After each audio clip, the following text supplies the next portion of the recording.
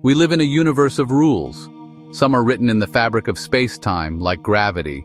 Others are written in the hearts and minds of humanity. Among the most famous of these is a simple command, one we have heard since childhood. It is often quoted as, "Thou shalt not kill." This phrase, found in the book of Exodus, seems straightforward. It appears to be an absolute prohibition against taking any life. But is that what it truly means?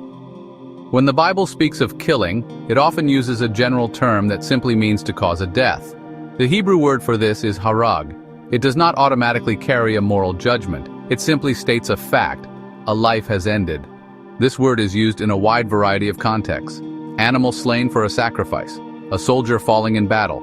It is the action, stripped of its motive. The Bible reports what happened, not always why or whether it was right. David killed Goliath, 1 Samuel 17:51, and was celebrated for defending his people and his God. Killing in war, defense, or legal justice appears in Scripture. So harag is morally neutral by itself. Rightness depends on context. Now we arrive at the heart of the commandment. When the Ten Commandments declare, "You shall not kill," the original Hebrew word used is not harag. It is ratsak. Ratsak is far more specific. It does not mean simply to cause a death. Ratsak refers to unlawful, premeditated, malicious killing. It is the act we call murder, unequivocally condemned. Murder is a crime against another person and against God, because humanity is made in God's image. The first murder is stark and haunting. Cain grows jealous of Abel. Filled with rage, he lures Abel into a field and kills him. God says, "The voice of your brother's blood is crying to me from the ground." Murder cries out to heaven for justice. To truly grasp the biblical view, we must place two key words side by side, harag and ratsak.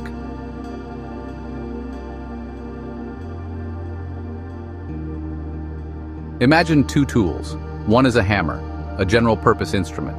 The tool itself is neutral. Its purpose is defined by the user. This is harag. Harag means to kill or slay. Soldiers in battle, capital punishment, slaying animals. Now picture a poison-tipped dagger for assassination, a singular malicious purpose. This is ratsak. Ratsak is a moral judgment, illegal, unauthorized, premeditated killing of a fellow human being. Numbers 35 distinguishes intentional killing from accidental killing and establishes cities of refuge. Someone who killed unintentionally, harag, could flee to escape retribution and receive a fair trial. But there is no protection for a murderer. Ratsak.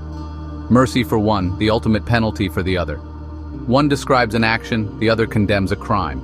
In the biblical worldview, every action has a consequence, and the consequences for killing and murdering are vastly different. For unintentional killing, the law provided cities of refuge, a path of restorative justice. If an axe head flew off and killed a neighbor, Deuteronomy 19, the person could flee to a refuge city, safe but not entirely free. They remained until the death of the high priest, a time acknowledging tragedy and consequence. For murder, the law is unequivocal. Whoever sheds the blood of man, by man shall his blood be shed, for God made man in his own image. Genesis 9:6. There was no city of refuge for the murderer. No ransom could be accepted. Numbers 35:31. Murder carried deep spiritual consequences, a separation from God and a stain upon the community.